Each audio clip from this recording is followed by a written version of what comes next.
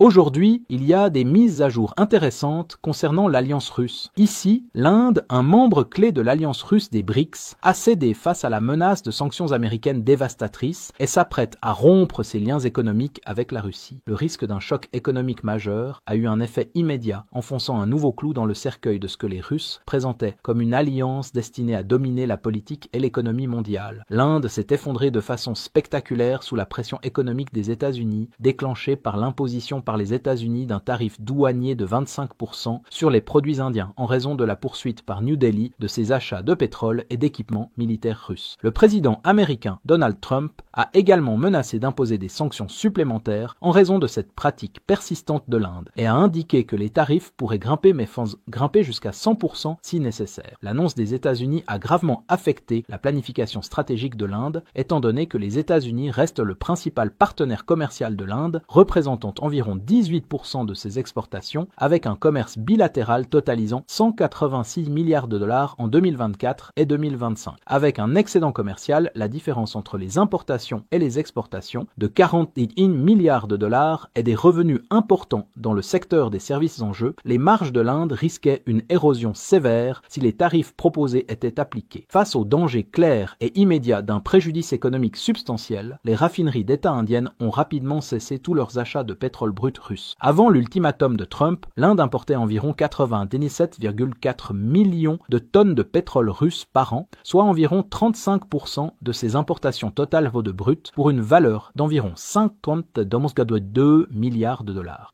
Ce revirement soudain constitue un coût stratégique pour la Russie, car les raffineurs indiens, en particulier les entreprises publiques, qui contrôlent plus de 60% de la capacité de raffinage indienne de 5,2 millions de barils par jour, étaient de grands acheteurs de pétrole russe. Des sociétés indiennes telles que Indian Oil et Bharat Petroleum se sont tournées vers les marchés à livraison immédiate, remplaçant rapidement le brut russe principalement par des variétés du Moyen-Orient, d'Abu Dhabi et d'Afrique de l'Ouest à un rythme remarquablement rapide. Ce revirement brutal de l'Inde porte un coup significatif à la position économique de la Russie. Après l'embargo européen sur l'énergie russe, l'Inde était devenue le premier importateur de pétrole russe, achetant jusqu'à 1,8 million de barils par jour à son apogée. Le commerce bilatéral entre l'Inde et la Russie avait grimpé à plus de 65 milliards de dollars en 2024, principalement alimenté par les ventes de pétrole et d'engrais. Désormais, avec le retrait de l'Inde des principaux accords pétroliers russes, Moscou fait face à une crise imminente, devant rapidement trouver de nouveaux marchés. Sinon, la Russie devra écouler d'importants stocks invendus à prix cassés, aggravant encore un déficit budgétaire déjà prévu à plus de 100 milliards de dollars d'ici la fin de l'année et affaiblissant davantage une économie de guerre déjà sous tension. Ironiquement, l'annonce de l'Inde est survenue quelques heures seulement après une déclaration audacieuse de l'ancien président russe Dmitri Medvedev, qui s'est publiquement moqué des menaces de Trump, écartant avec assurance les inquiétudes concernant les tarifs américains. Medvedev a affirmé que la réaction de Trump témoignait d'un avantage stratégique russe, suggérant sarcastiquement que Trump devrait revoir des films pour comprendre le terrain dangereux sur lequel il s'aventurait, tout en louant la solidité du partenariat entre les économies russes et indiennes. Plus tôt, Trump avait raillé la Russie et l'Inde en les qualifiant d'économies mortes, déclarant son indifférence quant à leur sort économique et avertissant directement Medvedev de ne pas poursuivre ses provocations et menaces à l'encontre des États-Unis et de leurs partenaires occidentaux. La capitulation rapide de l'Inde souligne une implication géopolitique plus large. Malgré les affirmations ambitieuses de Moscou sur l'émergence d'un ordre économique mondial mené par les BRICS, capable de rivaliser avec les systèmes financiers occidentaux et de réduire la dépendance au dollar américain, la réalité demeure tout autre. Les menaces économiques décisives des États-Unis ont démontré l'étendue de leur influence et la domination persistante de leur puissance économique. Le réalignement rapide de l'Inde, qui s'éloigne de la Russie, ne constitue pas seulement un revers tactique immédiat, mais aussi une défaite symbolique pour la nouvelle vision économique mondiale prônée par la Russie. Dans l'ensemble, malgré la rhétorique défiant des responsables russes comme Medvedev, la position des États-Unis a produit des résultats étonnamment efficaces et rapides. La décision rapide de l'Inde de cesser les importations de pétrole russe souligne à quel point l'influence économique américaine reste cruciale à l'échelle mondiale. Alors que les raffineries indiennes publiques ont totalement arrêté tous les achats de brut russe et que les raffineurs privés ont rapidement changé leurs sources d'importation, ce développement représente un nouveau coup dur pour l'économie russe vacillante. Plus largement, le retrait de l'Inde sape le récit stratégique de la Russie sur la résilience économique grâce au partenariat des BRICS, mettant encore davantage en lumière la domination persistante de la pression économique occidentale sur sur la scène mondiale, ainsi que l'impasse économique et géopolitique que représente la poursuite d'une alliance avec la Russie.